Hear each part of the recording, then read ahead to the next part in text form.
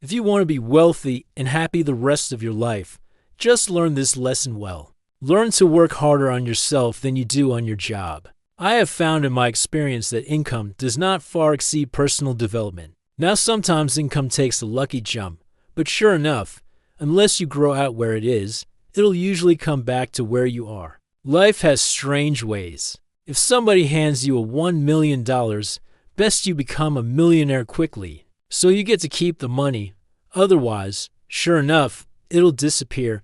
Somebody once said, if you took all the money in the world, divided it up equally among everybody, it would soon all be back in the same pockets. Success is something you attract. It's not something you pursue. So instead of going after it, you work on yourself, personal development. Because true happiness is not contained in what you get. Happiness is contained in what you become. Now, if you're exited and you're ready to change, let me give you 3 steps to start life change that can change your life, your personality, your lifestyle. Everything can change. Here's the steps. Number 1, find out how things work to change your life. Really, you need ideas. There isn't anything an idea can't change. And Shaw taught me the major problem is lack of an idea, not a problem. At first, I didn't have any money. I said to Mr. Show Off, I don't have any money. He said, that's not a problem. Now, see, up until then,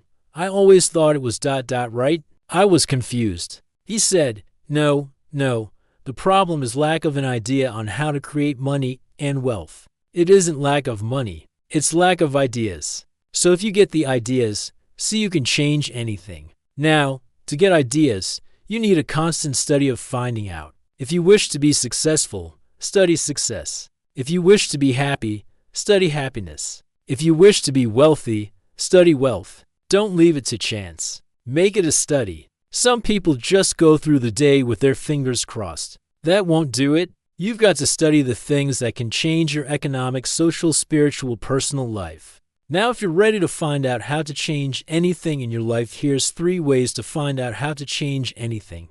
Number 1 is to read all of the successful people I know and work with around the world. They're all good readers. Curiosity drives them to read. They gotta know. They just read, become self-educated. Standard education will get you standard results. And you can check those numbers and see if that's what you want. But if you want to go beyond that, now you have got to become self-educated.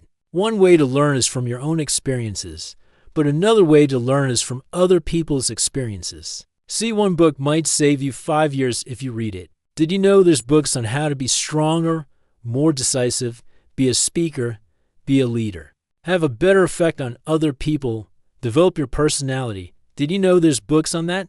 Did you know that hundreds of successful people have written their stories in books and they wrote down how they did it and people don't read it? Why? You can check those numbers and see if that's what you want. But if you want to go beyond that, now you have got to become self-educated.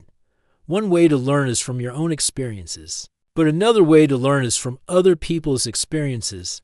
See, one book might save you 5 years if you read it.